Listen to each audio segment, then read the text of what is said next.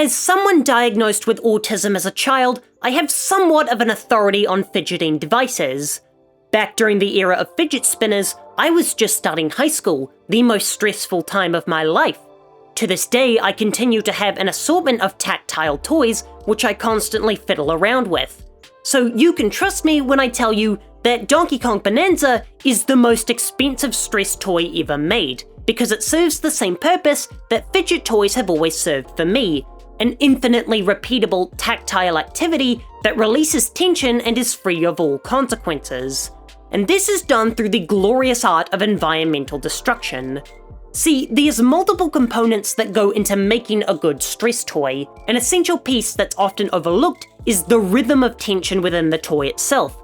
See, stress balls have never worked for me, as the squeezing of the ball never achieved that hypnotic quality that was essential to fidget spinners or other stress relievers. As there's no consistency within the squeeze, it could bend a number of different ways, and that randomness was something that offset the supposed soothingness it offered. A good fidget toy is something predictable, a small piece of order within a chaotic world. This is how the smashing of terrain in Donkey Kong feels to me, a rhythmic flurry of blows that breaks apart whatever it touches. It might not break on the first hit, but you're almost never going to have that flow interrupted by an unbreakable wall or hazard, at least in the early layers of the game. In the same way fidget spinners broke outside the neurodivergent community because it created a hypnotic and repeatable trance, creating a tiny orbit that you were in complete control of, a dominion over which you ruled, the power of the sun in the palm of your hand. The greater achievement of Donkey Kong Bananza as a fidget toy comes from the immense tactility unlike any other game has ever offered. To go back to the failure of stress balls, there's often no texture or satisfying sound associated with the squeezing. If anything, it makes that unpleasant squeaking sound that sounds like a balloon, and anyone that finds that high-pitch abomination relaxing should be put in a mental hospital. The best stress toys I've ever had all had light clicks or snaps that were products of your fiddling. Audio is an absolutely essential component in stress toys. Again, the whizzing of fidget spinners creating a lullaby that was a large reason for their cultural breakthrough. But in Bananza's case, it takes its inspiration from more conventional stress toys about clicking things into place. Only the game amplifies this sensation by upgrading the scope to kinetic destruction of the world around you. But it maintains that rhythmic thumping, which allows for immense catharsis with every punch, as you build your own pace as you traverse through these breakable worlds. This is further amplified by the golden troves and chests randomly hidden within the earth, which adds a further release to the repeated punching by breaking up the weighty whooshes of boring through rock, with a hard crunch that comes from the shattering of the golden ingots. This leads us to the most devious aspects of Donkey Kong Bananza as a stress reliever, the slot machine elements.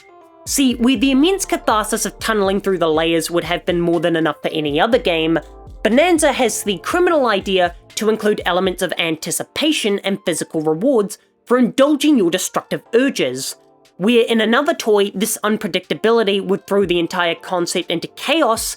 Here in a video game, it preys on that dopamine release that live service has entirely corrupted. By tying inconsistent yet frequent rewards to smashing the earth, Bananza combines the appeal of both fidget spinners and slot machines, constantly applying a dopamine release to the player by tossing trinkets in their tunnels. But it's that random distribution of rewards that makes this idea so despicable. You may have heard about that pigeon study where they supply inconsistent food to a pigeon and it essentially goes insane. It's that same philosophy in Bananza, only you can never lose because the rewards are infinite. What's more, they go beyond dopamine, as the chests lead you to fossils which allow you to customize DK's outfits, which is the secondary goal of the game beyond bananas. This creates an addictiveness as you begin wreaking havoc upon the land, chasing that next high that comes with discovering a chest.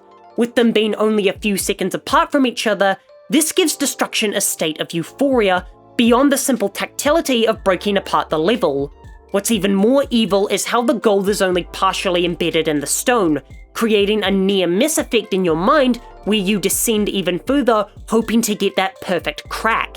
It's so easy to begin burrowing towards an objective just to get lost in the maze of chests that are just beyond your reach.